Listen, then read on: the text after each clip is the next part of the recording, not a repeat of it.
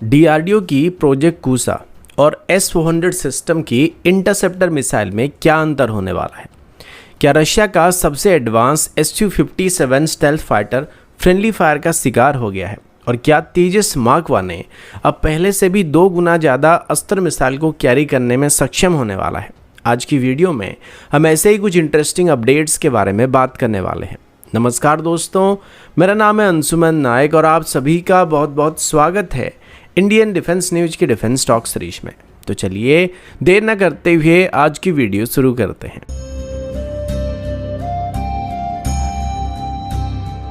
आज की पहली अपडेट भारत के indigenous long range air defence programme की तरफ से है। डीआरडीओ ने हाल ही में ही प्रोजेक्ट कूसा के M1 इंटरसेप्टर का successful maiden flight test को कंप्लीट किया गया है। इसके बाद से प्रोजेक्ट कूसा के कंपैरिजन रशिया के S-400 एयर डिफेंस सिस्टम के साथ किया जा रहा है। लेकिन सबसे बड़ी बात यह है कि प्रोजेक्ट कूसा को S-400 सिस्टम का रिप्लेसमेंट नहीं बल्कि उसका इंडिजिनस कॉम्प्लीमेंट बनाया जा रहा है, जिससे भारत फ्यूचर में अपनी एयर डिफेंस कैपेबिलिटी को और भी मजबूत बना सकेगा।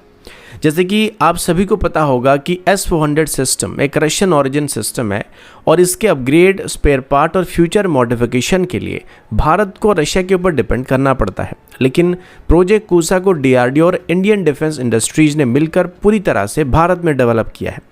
इसमें missile design, guidance software, propulsion system, radar और कमांड सिस्टम जैसे सभी क्रिटिकल टेक्नोलॉजी पर भारत का पूरा कंट्रोल होने वाला है। यानी फ्यूचर अपग्रेड्स और प्रोडक्शन के लिए किसी फॉरेन सप्लायर पर डिपेंड करने की ज़रूरत नहीं पड़ने वाली है। सबसे खास बात यह कि प्रोजेक्ट कूसा का डिज़ाइन फिलोसफी भी S-400 सिस्टम से काफ़ी अलग होने वाली है। जहां S-400 सिस्टम अलग अलग रेंज की इंटरसेप्शन के लिए कंप्लीटली डिफरेंट मिसाइल का इस्तेमाल करता है, वहीं प्रोजेक्ट कूसा में कॉमन इंटरसेप्टर आर्किटेक्चर का इस्तेमाल किया जा रहा है। इसके M1 वेरिएंट की रेंज लगभग 150 किलोमीटर, M2 वेरिएंट की रेंज लगभग 250 किलोमीटर और M3 वेरिएंट का रेंज 350 से लेकर 400 किलोमीटर तक होने वाली है। इन 3 मिसाइल में हमें जो मेन मिसाइल देखने को मिलने वाला है या जो उसका एयरफ्रेम देखने को मिलने वाला है वो सेम रहने वाला है, या इसमें कुछ मिनिमल चेंजेस हमें देखने को मिलने वाले हैं। जो मेजर चेंज हमको देखने को मिलने वाला है वो इसकी बूस्टर सेक्शन में देखने को मिलने वाला है। इस कॉमन डिज़ाइन होने की वजह से मैन्युफैक्चरिंग और मेंटेनेंस दोनों काफ़ी आसान और कॉस्ट इफेक्टिव होने वाले हैं, जिस वजह से आगे चल के प्रोजेक्ट कूसा हमें S-400 सिस्टम के मुकाबले काफ़ी सस्ता पड़ने वाला है। अगला अपडेट रशिया के 5th जनरेशन स्टेल्थ फाइटर यानी Su-57 फैलन की तरफ से है। रिपोर्ट्स के मुताबिक मॉस्को के पास ओडिनस्टोव रीजन में एक Su-57 fighter routine training mission के दौरान क्रैश हो गया है। ये एयरक्राफ्ट वेनिगोर के पास एक खाली एरिया में गिरा था, जिसके बाद वहां पर आग लग गई थी। सबसे बड़ी राहत की बात यह कि पायलट ने टाइम पर इजेक्ट कर लिया था और उसकी जान बच गई है, जबकि ग्राउंड पर किसी भी तरह की कैजुअलिटी अभी रिपोर्ट नहीं हुआ है। जैसे कि आप सभी को पता है कि शुरुआती रिपोर्ट्स में रशियन अथॉरिटीज की तरफ से इस क्रैश की वजह टेक्निकल मैलफंक्शन बताया जा रहा है, लेकिन रशियन मिलिट्री ब्लॉगर्स और कई इंडिपेंडेंट डिफेंस एनालिस्ट के बीच एक और स्पेकुलेशन काफ़ी तेजी से वायरल हो रहा है।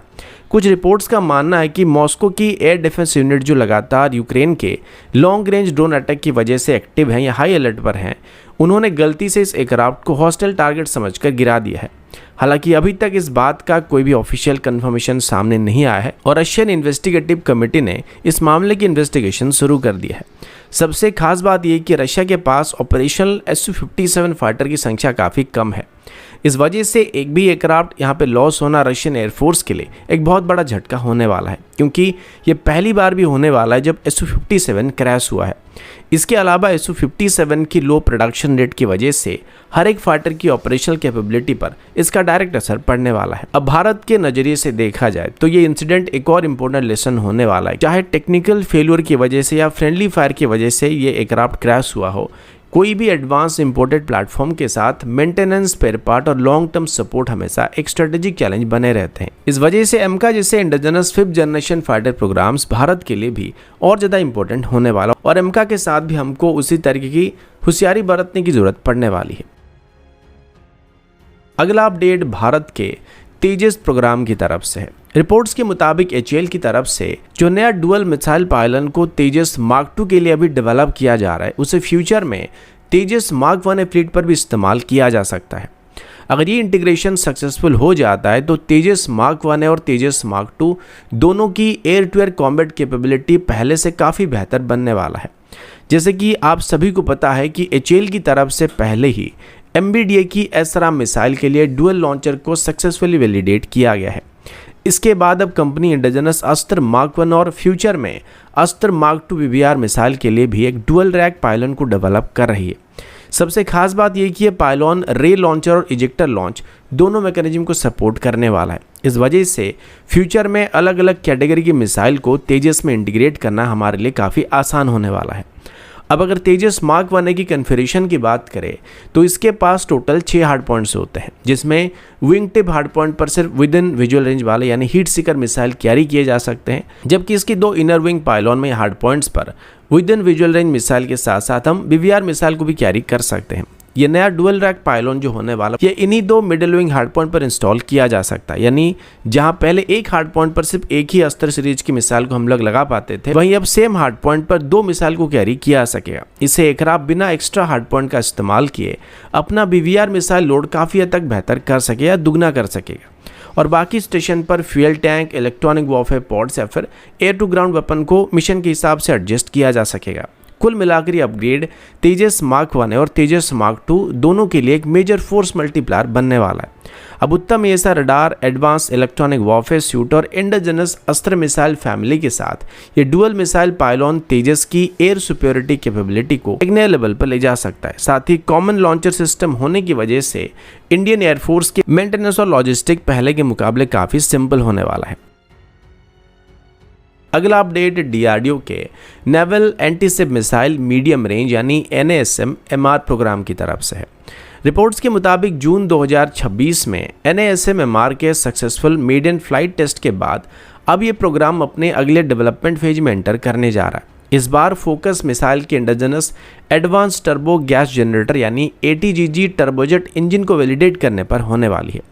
अगर सब कुछ प्लान के हिसाब से चलता रहा तो ये भारत के इंडिजिनस मिसाइल प्रोपल्शन प्रोग्राम के लिए एक बहुत बड़ा माइलस्टोन साबित हो सकता है। जैसे कि आप सभी को पता है कि जून में जो NASM MR का फ्लाइट टेस्ट किया गया था उसमें इंडिजिनस ATGG इंजन का इस्तेमाल नहीं किया गया था। उस टेस्ट के समय पर फ्रेंच कंपनी सफरान की तरफ से डेवलप किए गए डोनर इंजन का इस्तेमाल किया गया था। इसका ऑब्जेक्टिव इंजन को टेस्ट करना नहीं था बल्कि मिसाइल की airframe, aerodynamic performance, flight stability और कंट्रोल सिस्टम को वैलिडेट करना था।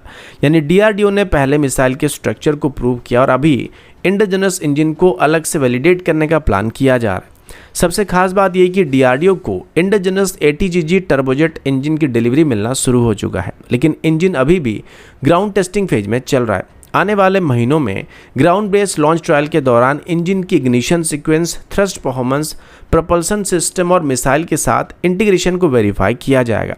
ये फेज टेस्टिंग अप्रोच रिस्क को भी कम करने वाला है और हर सब सिस्टम को अलग अलग वैलिडेट करने का मौका देने वाला है।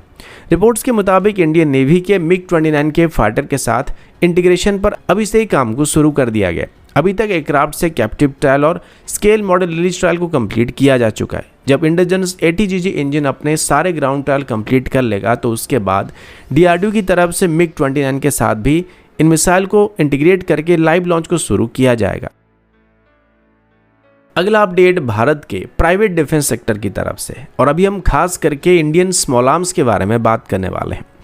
रिपोर्ट्स के मुताबिक इंडियन कंपनी SSS डिफेंस की तरफ से अभी ग्लोबल डिफेंस मार्केट में तेजी से अपनी पहचान को बनाया जा रहा है। कंपनी के फाउंडर और CEO पवन कृष्णन के मुताबिक इस फाइनेंशियल ईयर में कंपनी की टोटल रेवेन्यू का लगभग 50% हिस्सा एक्सपोर्ट ऑर्डर से आने वाला है। यानी इंडियन मेड स्मॉल आर्म्स और डिफेंस इक्विपमेंट को अभी इंटरनेशनल मार्केट में भी अच्छी एक्सेप्टेंस मिल रही है या अच्छे तरीके से इसको एक्सपोर्ट किया जा रहा है। जैसे कि आप सभी को पता होगा कि SSS डिफेंस भारत की leading private small arm manufacture में से एक माना जाता है। सबसे खास बात यह कि कंपनी का पहला इंटरनेशनल मिलिट्री कस्टमर आर्मेनिया बन चुका है और इसी के साथ भारत का पहला इंडिजिनसली डिजाइंड स्नाइपर राइफल किसी फॉरेन मिलिट्री को एक्सपोर्ट किया गया था।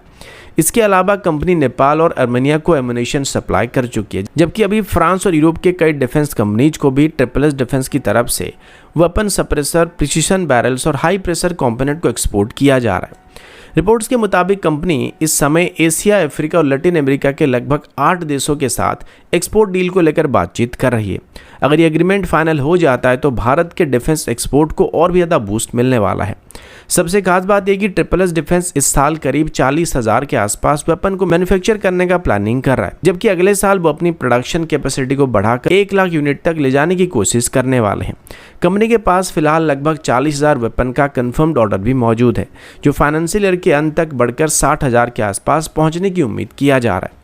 कुल मिलाकर ट्रिपल डिफेंस की प्रोग्रेस सिर्फ एक कंपनी की सक्सेस स्टोरी नहीं होने वाली है, बल्कि ये दिखाता है कि भारत का प्राइवेट डिफेंस सेक्टर अभी ग्लोबल लेवल पर कंप्लीट करने लगा है। अब अगर इसी तरह इंडियन डिफेंस प्रोडक्ट की क्वालिटी और एक्सपोर्ट भी बढ़ते रहे तो आने वाले सालों में भारत से अपनी ज़रूरतों को ही नहीं बल्कि दुनिया के कई देशों को भी एडवांस डिफेंस इक्विपमेंट को सप्लाई करने वाला एक बड़ा डिफेंस एक्सपोर्टर बनने लगेगा। तो दोस्तों, अभी के लिए इतना ही। मिलता हूँ आपसे अगले वीडियो में, तब तक के लिए जय हिंद, वंदे मातरम।